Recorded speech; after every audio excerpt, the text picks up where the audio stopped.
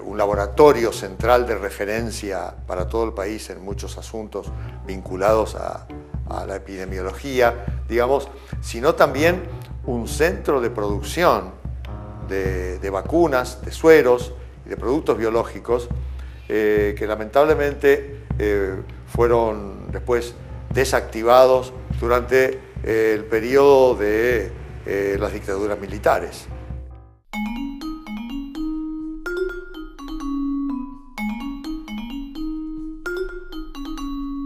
¿Cuántas horas trabajaba Carrillo? Y 20, 21, 22 horas. Él dormía 2, 3 horas diarias, no más. Nunca dormía más. Yo a veces le decía, Ramón, operá, por favor, operá. Porque veíamos cómo Matero operaba y cobraba 3 millones, una cosa, una fortuna. Operá, tenemos que pagar la cuota de la quinta, tenemos... Ah, dice, ¿qué querés? ¿Que salga con un revólver en la calle a asaltar gente? No, le digo, lo único que quiero es que operes aunque sea uno por mes. Cuando Eva Perón dice que la limosna envilece a quien la da y a quien recibe, mientras que la ayuda social ennoblece y dignifica, ha cambiado todo el concepto. La beneficencia desaparece para transformarse en un acto de derecho. Todo esto que digo no ha sido en este proceso espiritual del peronismo, del justicialismo, mera cuestión de palabras. No, ha sido una verdadera revolución, porque los principios básicos de Perón y de Eva Perón llevan lo económico y lo social al campo de la medicina. Yo siempre digo que él no fue peronista, él fue parte del nacimiento del peronismo y desde el punto de vista sanitario seguramente creó peronismo. Su figura política y pública no aparece con el peronismo. Él tiene una trayectoria por detrás que evidentemente esa trayectoria que está por detrás de él lo impulsó a acercarse a Perón y a lo que Perón representaba en ese momento. Carrillo usó la política. Ningún científico es tropa propia de nadie. Hay que sacárselo de la cabeza. Si alguien es un científico en serio, no puede asimilarse o limitarse a un partido, sea cual sea, porque la plataforma de un partido no tiene todas las cosas que un científico ve o que un filósofo ve. Carrillo andaba muy bien con la Fundación Eva Perón, con sus problemas de carácter, porque los dos, Carrillo y Evita, tenían su carácter, pero eran muy rígidos, y por sobre todo, digamos, rígidos en el sentido de la disciplina que imponían a la gestión. Carrillo era un hombre de mucho sentido del humor, pero muy enérgico. Y hay una anécdota que cuentan, que es una discusión casi a los gritos, como varias que ha tenido Carrillo con Eva Perón, donde discutían sobre el número de hospitales que había que hacer. Carrillo creo que decía un número X, 50, Eva quería 10 más, y la discusión era muy fuerte.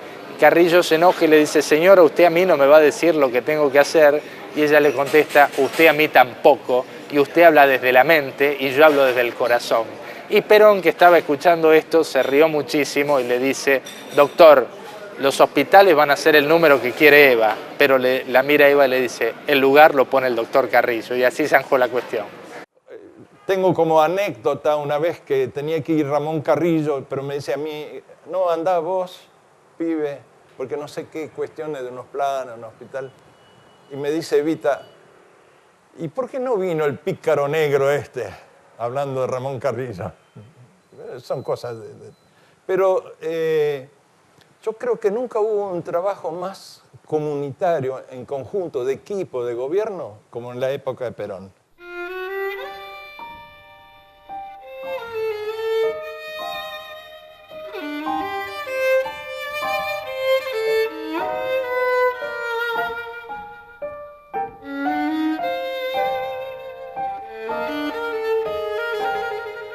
Bueno, a mí me dicen el niño del tren porque la Fundación Eva Perón, cuando yo era chico, por un accidente que tuve en la vía pública, quedé amputado de brazo, disminuido visual y con un problema muy grave en las piernas. Yo no podía caminar en ese entonces y bueno, la Fundación Eva Perón, a través de Vita y de Mercante, que era su edecán en ese momento, nos obsequiaron un tren.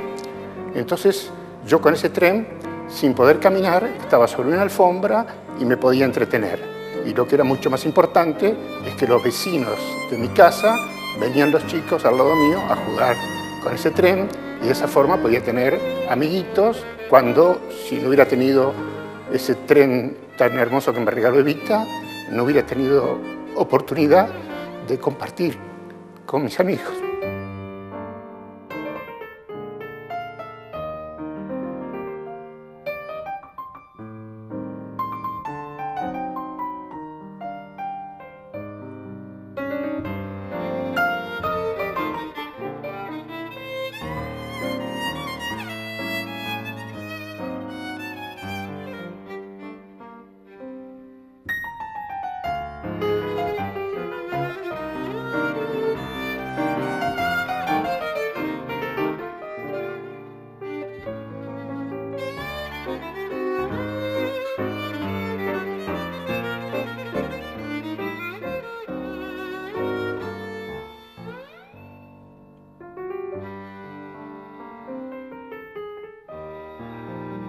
Cumple la Subsecretaría de Informaciones de la Presidencia de la Nación el penosísimo deber de informar al pueblo de la República que a las 20:25 horas ha fallecido la señora Eva Perón, jefa espiritual de la nación.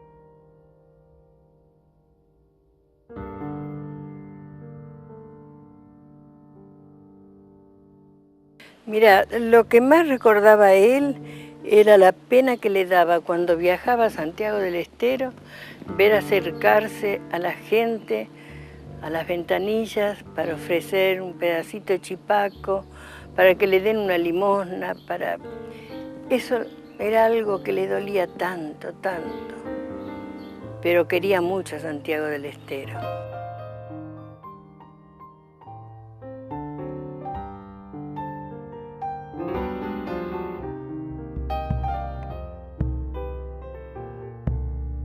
Bueno, esta plaza fue el escenario de las grandes jornadas que se vivieron en esta ciudad en ocasión de cumplirse los 400 años de la fundación de Santiago del Estero.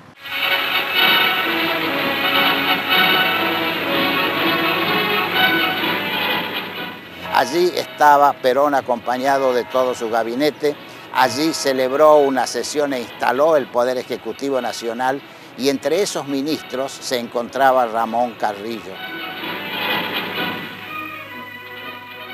Hay un hecho que estoy seguro que a él le debe haber llamado la atención, o lo debe haber conmocionado como lo conmocionó a Perón, porque él estaba ahí.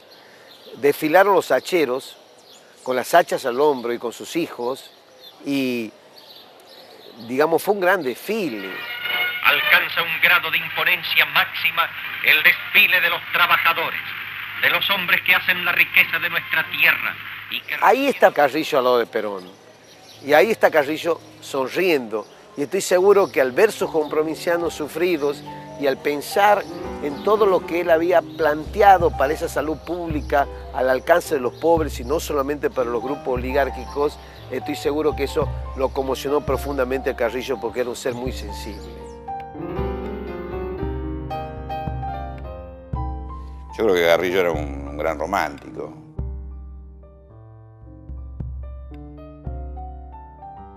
Y bueno, ¿y qué pasó en él? Que un día cualquiera que logró todo el éxito, profesor titular, quizás el neurocirujano más importante de la Argentina de la primera mitad del siglo pasado, hombre con todos los honores y con una carrera llena de lauros y de reconocimientos académicos, científicos y de ese sector social, lanza todo, deja todo y abraza con pasión desesperada la medicina comunitaria, la medicina social, el sanitarismo.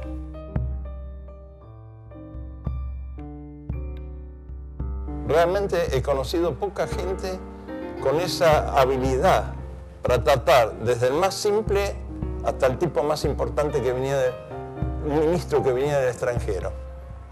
Trataba a todos por igual, con la misma simpatía, con la misma atención.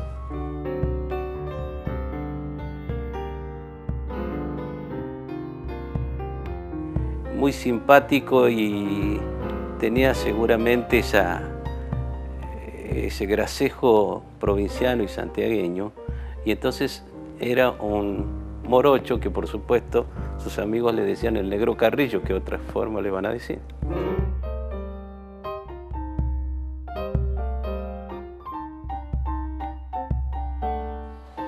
Siempre distraído. Les habrá contado Marcelo la anécdota que se lo olvidó a él. Bueno, él era soltero, estaba de novio con Susana, que vivía en Castelar, y un día, teniendo yo 3 o 4 años, me lleva a que me conozca su novia. Y cuando se baja en Castelar me olvida a mí en el tren, que yo miraba por la ventana seguramente. Y me olvidó, y me dejó en el tren. Y cuando llega, Susana me cuenta que le dice, yo me estoy olvidando algo. Nos alentaba, pero vigilándonos. La frase de Perón de que el hombre es bueno, pero el vigilado es mejor, él la aplicaba.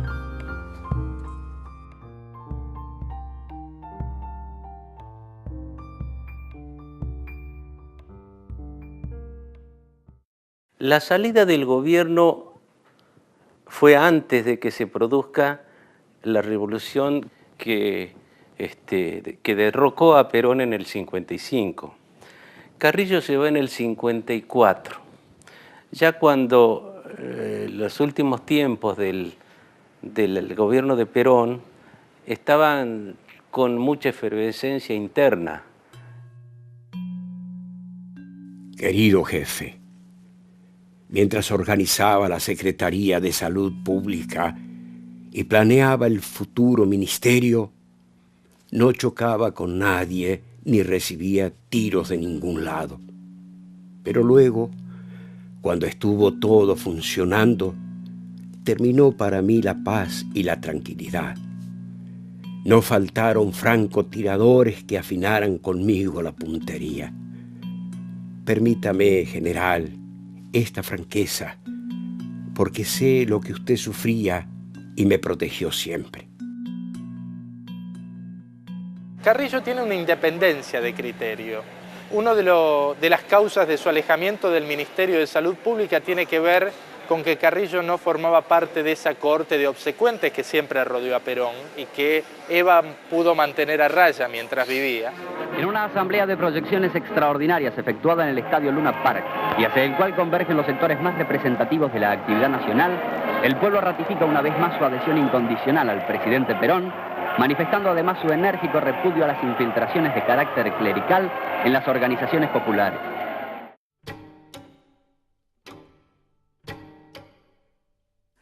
Se acentúan los sectores anticatólicos dentro del peronismo. Bueno, son los comandos fundamentales de la Iglesia, están más cerca de esa vieja oligarquía que digamos que tuvo el poder durante tanto tiempo, que de los nuevos sectores sociales que expresa el peronismo, de los sectores sindicales. Carrillo tenía un gran respeto por la Iglesia, un gran respeto por todos estos hogares infantiles que la Iglesia mantenía. Empezaron a fastidiarlo con las monjas que estaban en los hospitales, que decían que las monjas eran ladronas, que se quedaban con los remedios, que no se los daban a los pacientes, que había que echarlas. Perón ya medio que había dado un paso al costado. Y se formó ahí un grupo que es el que tomaba las decisiones. Al frente de ese grupo estaba el almirante Tecer y algunos ministros que estaban en ese entorno, pero que no eran propios del entorno de Perón. Y Alberto Tecer empieza como a llenarle la cabeza con el ministro más viejo que Perón todavía tenía a su lado, ministro más viejo en cuanto a la antigüedad en el cargo, ¿no es cierto? Que era Carrillo, que venía desde el año 46 y estábamos en el año 54. El tema del cristianismo, digamos, más acentuado de Carrillo, hace que se produzcan roces y cuestiones entre estos sectores. Entonces, cuando quieren tomar Tecer la decisión de sacar la Iglesia del Estado, es en ese momento que Carrillo le pide a Perón y en ese momento es que no le hace caso, se hace lo que dice Tecer. Entonces es así como prácticamente Perón comienza a estar distante con Carrillo, no lo comienza a atender en el despacho. Y Ramón ya empezaba a sufrir tremendos dolores de cabeza, que los tuvo durante todo el ministerio. Busca una excusa elegante con respecto a su salud para alejarse de un gobierno que ya no sentía que tenía las fuerzas revolucionarias que él soñara. Entonces Ramón le escribe una carta a Perón y le dice que nunca a través de los siglos ningún gobierno ha podido contra la Iglesia. Le envío mi última colaboración. Y digo última, porque ya fuera del mecanismo del gobierno, solo con su beneplácito me consideraré autorizado a hacerle llegar mis inquietudes, como lo hice en estos últimos tiempos, preocupado porque los problemas se nos venían encima y temía que fuéramos sorprendidos. Necesito este desahogo en su confianza, para que sepa que este viejo amigo suyo, que jamás apareció para las buenas, siempre estuvo a su lado en los momentos difíciles, porque amo su obra titánica, porque lo he visto nacer y crecer. Entonces Carrillo pone el guardapolvo y se va. No presentó renuncia, nada, se fue a casa. Después Perón lo mandó llamar porque quería darle una embajada, no sé cuánto, y él no quiso. Se va a Estados Unidos para hacerse ver de la hipertensión renal y invitado por varias instituciones de neurocirugía a dar discursos. Estimado doctor Pap, lo felicito por estar en Buenos Aires, donde la gente escucha, charla, discute y divaga. Aquí, usted y yo pasaríamos las peores torturas mentales. Nadie escucha, nadie conversa, a nadie le interesa la ciencia. Las librerías son escasas, pero me explicaron que eso se debe a que los libros se venden en las tiendas, de modo tal que de paso que usted se compra un calzoncillo de nylon, se trae la obra de Toynbee. Aquí existe una gran libertad de honradez, pero consideran el trabajo un vicio y una obligación. Lo viven como una enfermedad, no un placer. Y los sabios lo son por deber o por contrato. Al ver este panorama, me doy cuenta de que en la Argentina todavía no terminó el siglo XVIII. Todavía nos gusta la amistad, somos miniaturistas. Aquí hay un culto a la dimensión. Una cosa es buena solo cuando es grande. Todas estas observaciones igual no son una crítica. Creo que son buenas personas y hombres puros. Quieren ayudar a todo el mundo, pero hacen las cosas de tal manera que nadie les agradece y hasta terminan por odiarlos por sus grandes cualidades y por su eficiencia, que la obtienen a base de grandes sacrificios, como el dañar el propio espíritu con tal de hacerlo rendidor. Carrillo está en Estados Unidos en el momento en que se produce el golpe de Estado el 16 de septiembre de 1955.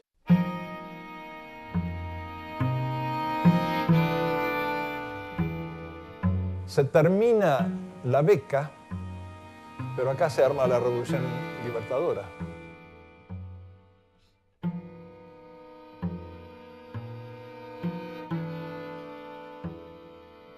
Entonces, se encontró con que no tenía el dinero suficiente para mantenerse él, sus 4 chicos y su esposa en Nueva York.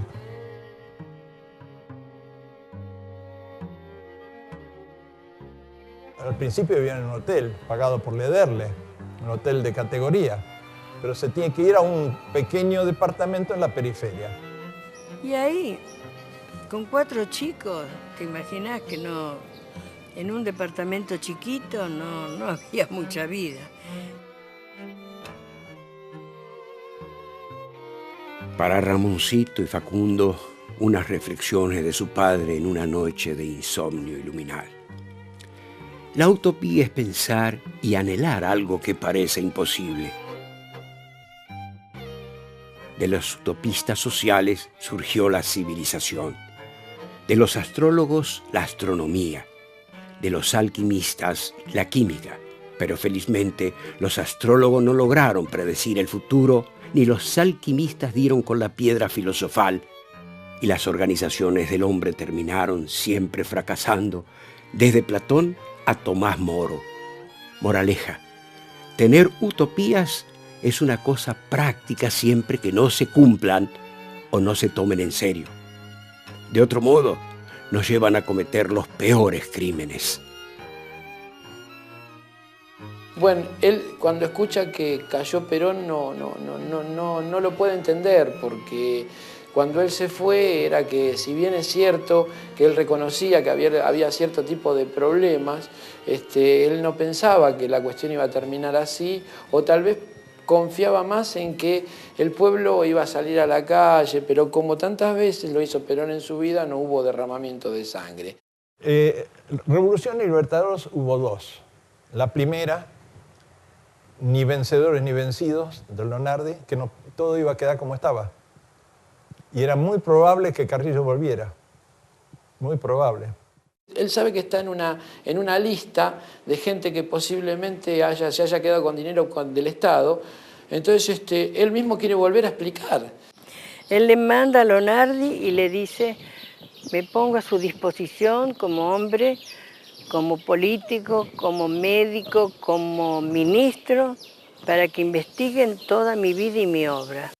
Pero de golpe lo sacan violentamente a Lonardi, aparece Aramburo con el almirante Rojas, y a partir de ese momento se desmantela íntegro el Ministerio de Salud Pública y le piden la captura a él y a Susana Carrillo y no pueden volver. Directamente los hermanos de Ramón le dijeron: mira, no vengas, porque así como estás enfermo con esos dolores de cabeza espantosos, te van a meter en una cárcel, vas a morir en una cárcel.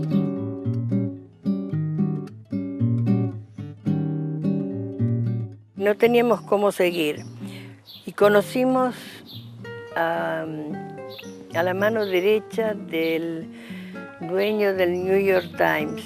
Entonces él nos aconseja y nos recomienda a una compañía de minería que se llama Hanna Mineralización, que iba a hacer una prospección de una mina de oro en Aurizonia. Y nos fuimos para Belén do Pará.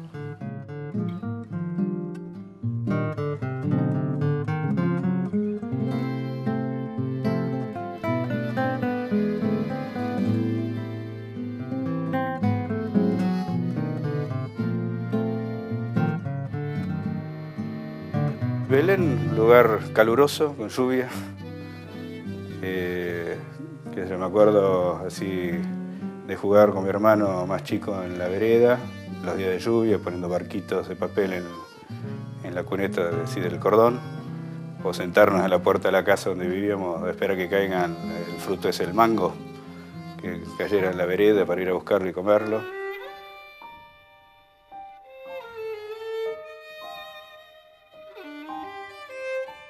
Hoy cumplo 50 años.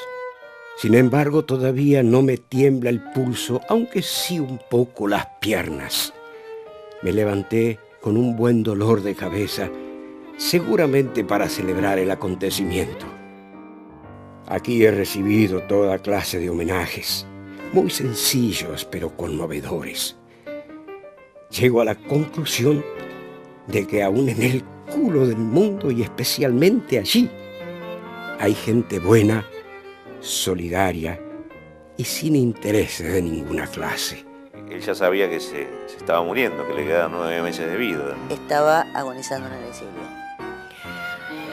Y él se iba a la Santa Casa, que es el hospital donde murió, y les dijo que él era neurólogo. Allí no había ni neurólogo ni neurocirujano.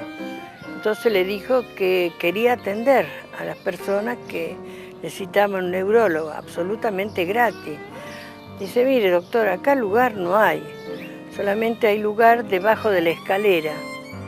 Y dijo, bueno, póngame debajo de la escalera un escritorio y una silla.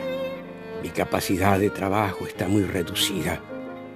Vivo como un médico rural en una aldea y no pasa un día que no reciba un golpe, como mi organismo que ha comenzado a desintegrarse definitivamente.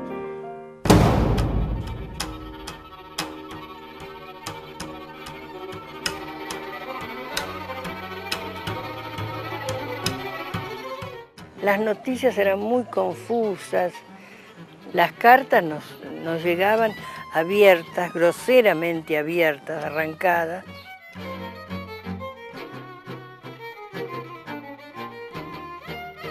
Mi familia la pasó muy mal, dos de mis tíos estuvieron presos en lo que es hoy la Plaza Las Heras, ahí estaba la cárcel.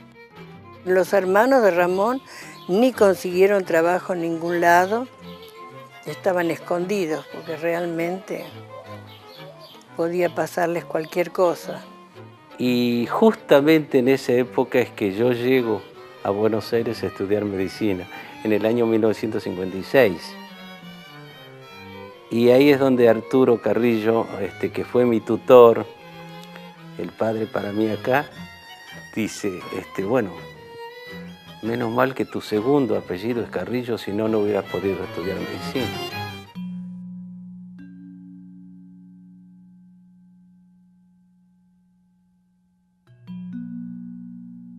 Acabo de llegar del trabajo y me entero que me han declarado difunto y quieren liquidar mis bienes. ¿A qué viene todo eso? Sobre todo se ensañan con mis libros. Si me destruyen la biblioteca, será igual que si me pegaran un tiro en la cabeza. Materialmente esos libros no valen nada, solo para mí, que los he leído y son la fuente de todo mi trabajo.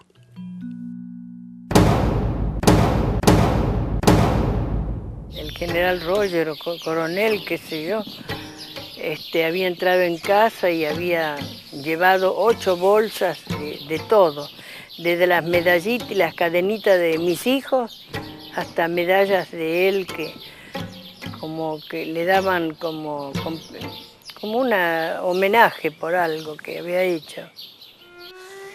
Entonces, mientras saqueaban las casas acá, mientras se quedaban con sus propiedades, expropiaban y robaban joyas y obras de arte, él moría en un hospital público de la mano de mi tía Susana, con sus 4 pibes chiquitos y con su hermano Santiago.